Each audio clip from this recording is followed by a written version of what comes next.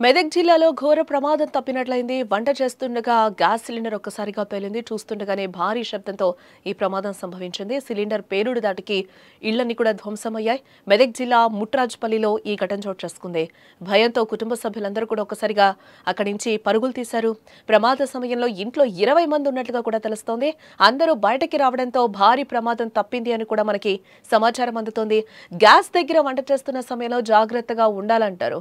ఎందుకంటే ఏదైనా జరగరాని ప్రమాదం జరిగితే ఊహించుకోవడమే కష్టంగా ఉంటుంది కదా. అయితే కొన్నిసార్లు ఎంత జాగ్రత్తగా ఉన్నా కూడా జరగాల్సిన ఘోరం జరిగిపోతూ ఉంటుంది. అయితే తాజాగా ఇక్కడ కూడా అలాంటి ఊహించని ప్రమాదమే జరిగింది. గ్యాస్ సిలిండర్ పేలిన టైంలో అందరూ ఇంటి బయట ఉండడంతో పెను ప్రమాదం తప్పినట్లయింది. అక్కడ మెదక్ జిల్లా కౌడిపల్లి మండలం ముద్రాజపల్లికి చెందిన ఆకుల శ్రీనివాస్ అనే వ్యక్తి తన ఫ్యామిలీతో పాటు స్థానికంగా నివాసం ఉంటున్నాడు. అయితే ఇటీవలే ఆయన తల్లి మరణించడంతో ఆదివారం ఆయన తన తల్లికి నెలమాసికం కార్యక్రమం ఇంట్లో నిర్వహిస్తున్నారు. ఈ క్రమంలో ఇంట్లోని గ్యాస్ సిలిండర్ ఒక్కసారిగా పేలిందని చెప్తున్నారు. పేలుడు శబ్దం విన్న కుటుంబ సభ్యులు ఏం జరిగిందోననే భయంతో వెంటనే ఇంట్లో నుంచి బయటకు పరుగులు తీశారు.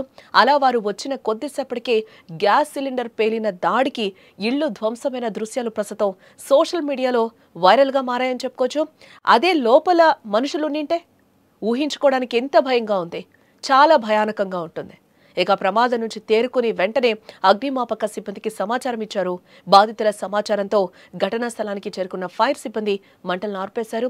ఇక పేలుడు ధాటికి ఇంట్లోని ఫర్నిచర్తో పాటు గోడలు కూడా ధ్వంసమైనట్లుగా తెలుస్తోంది. సుమారు 60 లక్షల మేర ఆస్తి నష్టం జరిగినట్లుగా కూడా బాధితులు వాపోతున్నారు. అయితే ప్రమాదం జరిగే సమయంలో చిన్నారులతో అంతా కలిపి ఇంట్లో 20 మంది ఉన్నట్లుగా కూడా మనకి సమాచారం అందుతోంది.